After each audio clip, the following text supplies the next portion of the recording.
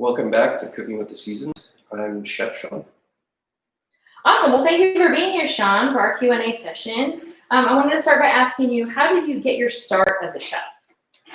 I started working in kitchens when I turned 18, and about a year into it, I moved down to Oregon to go.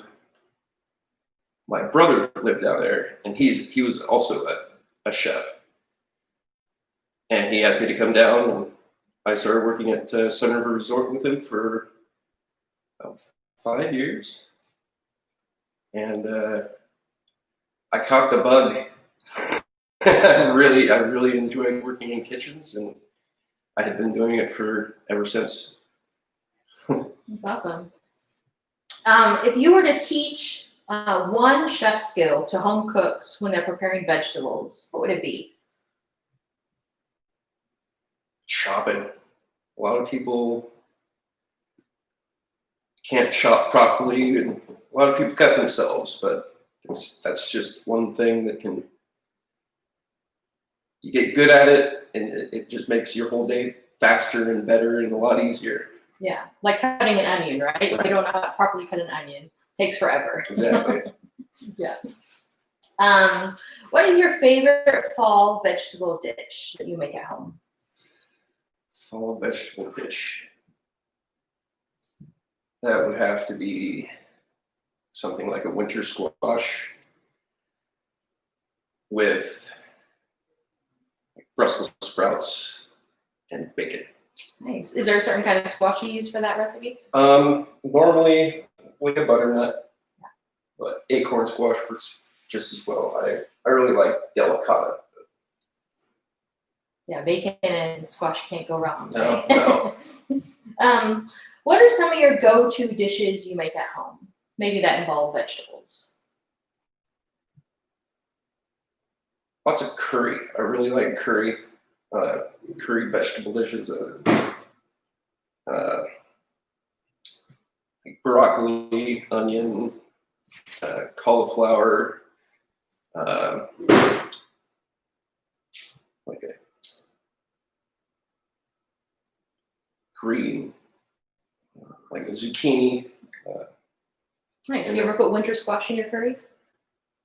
I have. Yeah. Did you like it? I do. It gives it that like a sweetness. Right. Do you use red curry or green curry? I usually like the red curry. What are some of your favorite ways to prepare winter squash? Roasting it. That's one of my favorite ways because you get that nice caramelization on it, and it brings out that sweetness. Do you roast it and then eat the whole thing, or roast it and then scoop the insides out? I roast it, and favorite is delicata. Delicata. Yeah. Awesome. One favorite way to do delicata?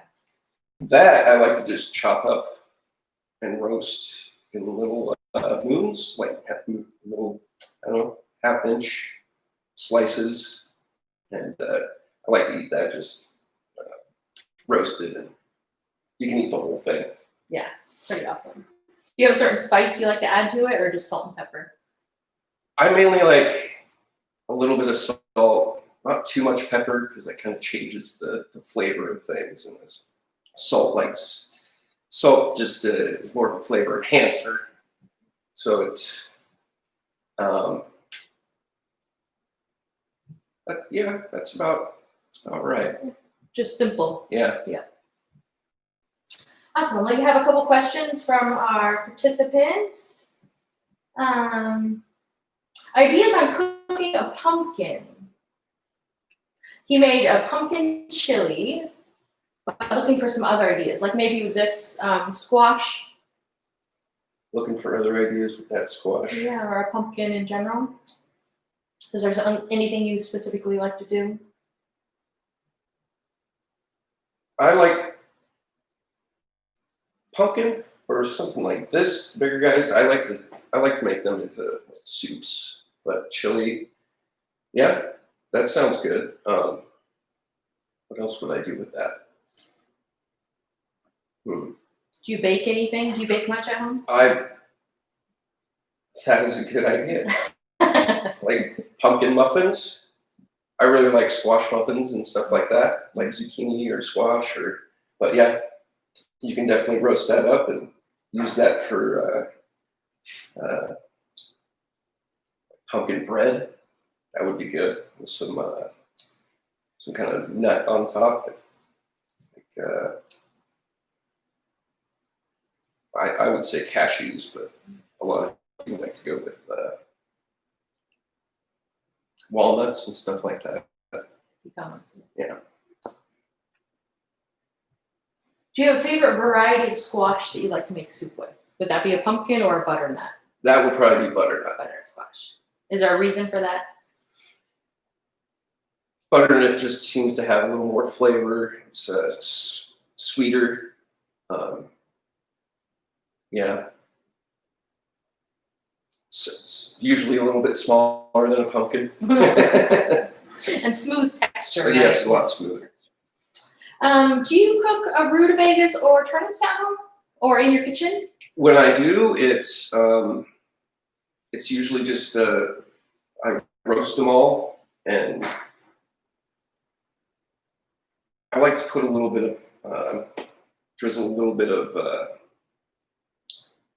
balsamic on top, or reduced balsamic vinegar, which is sweet, but just a little bit kicks it right off. Nice. After you cook it. After it's cooked. After it's done. Yeah, that sounds delicious. What about celeriac? Do you have any experience, or do you cook that in your kitchens?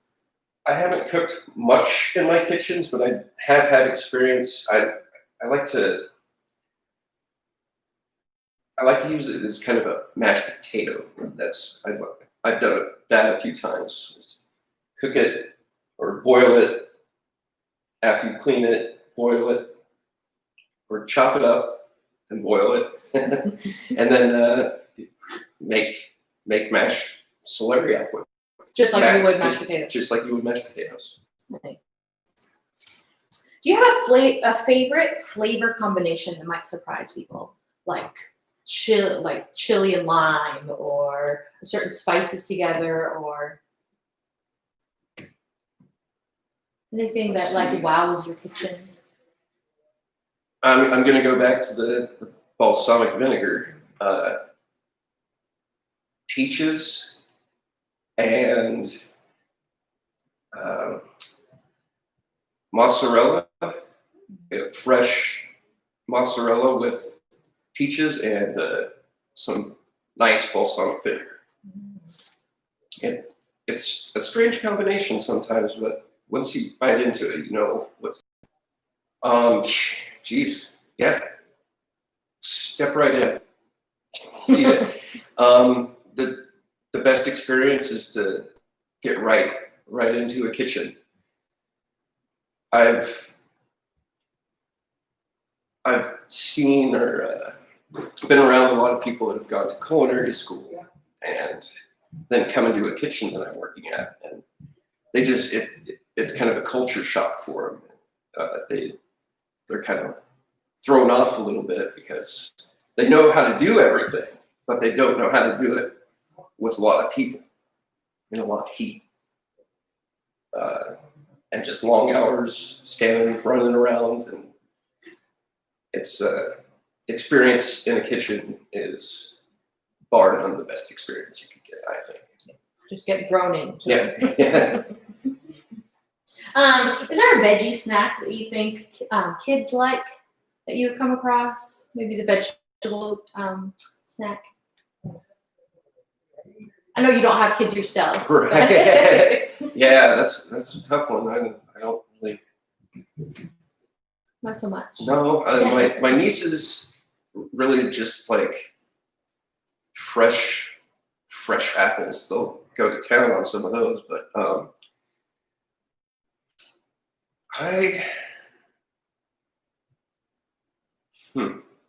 Dipping is always fun for kids, right? If you make it into Yeah. a stick and dip it, that's always a fun way. Yeah, like with some sort of a peanut butter sauce or something like that. Is there another technique that you would suggest if roasting isn't an option for somebody? Roasting isn't an option. You could always boil it to break that fiber down. I would boil it for about 10 minutes, and then you could use it in fry it in a frying pan, and then that's how you can get that caramelization on it. Finish it off like that. Yeah. Let's see. Any other questions we have from folks? Fixing mistakes. What do you do to fix mistakes in the kitchen? Whoa, there can be all kinds of mistakes in the kitchen. I guess aside from burning, because burnings you just have to throw away. But Right. if something's too salty or Wow, if something were too salty, I would probably, for me, I would take half of it and add all the ingredients that I had added before, so that salt doesn't get, or that salt that's in there, it's too salty, wouldn't transfer like a soup or something like that. Yeah, the salt's kind of hard though. yeah. It's kind of hard to get rid of, but in big batches you can do stuff like that. But in small batches, I don't know about that. Right. Let's see what else we have.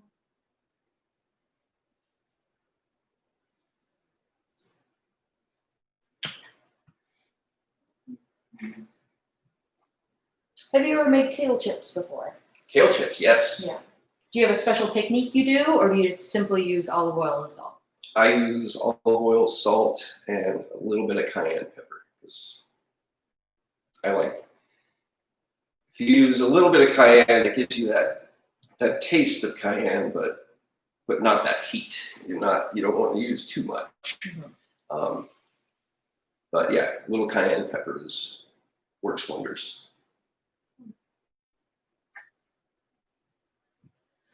Awesome. Well, thank you so much for being here today, Sean. It was great to have you back and answer these questions of our participants.